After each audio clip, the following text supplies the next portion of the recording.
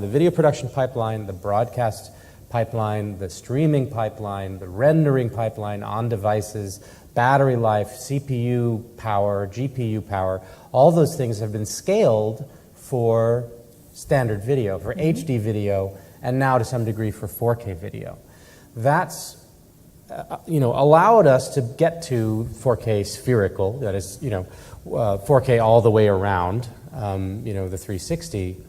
But getting past that is a big challenge, because at every point in that production chain, you need to upgrade.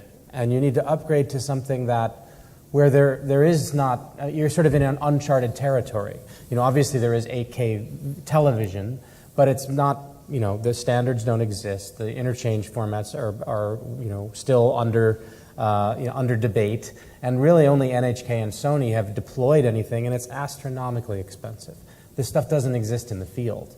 And then on the client side, you have, decoders on mobile devices that max out at 4K. And then, of course, in between, you have the challenge of bandwidth. So how do you address those problems? We have already seen, just in the last few months, capture devices, 360 capture devices on the market that can capture at 6K or 8K. These are using built-in compression chips, which compromise quality to some degree, but they get the data rate down to the point where it can be delivered. Then you run into the problem of broadcast production. You can't use those 4K switchers anymore. There's no 6K switcher that you can buy off the shelf at the local store. Blackmagic doesn't make one yet, right? So it becomes, getting to 6K or 8K, that workflow needs to be reinvented.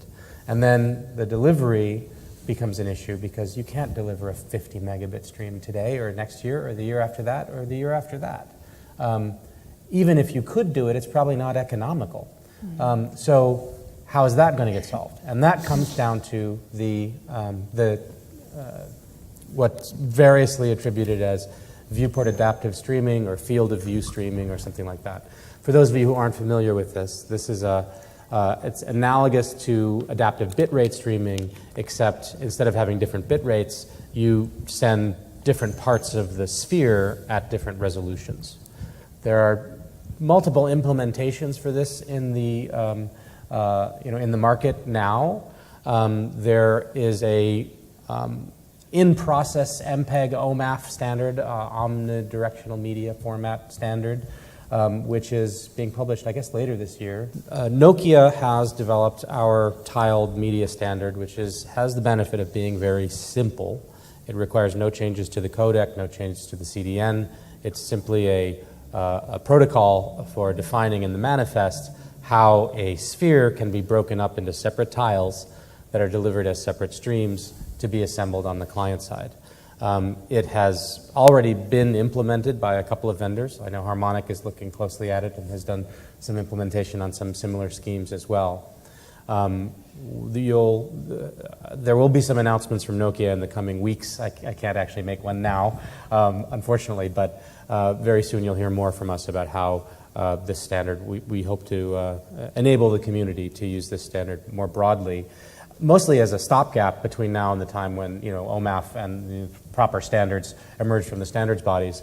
This is something that's quite easy to implement. The upshot is you don't deliver the full sphere at full resolution, with the result being not only a lower bit rate, so with no other changes you get 40 to 50% bit rate savings, but there's also significant benefits on the client side. So the client doesn't have to decode the entire sphere, and this allows you to drive higher resolutions, 6K or even 8K monoscopic, 6K stereoscopic, on devices which only have a 4K hardware decoder, because you don't actually have to decode the entire frame all at once.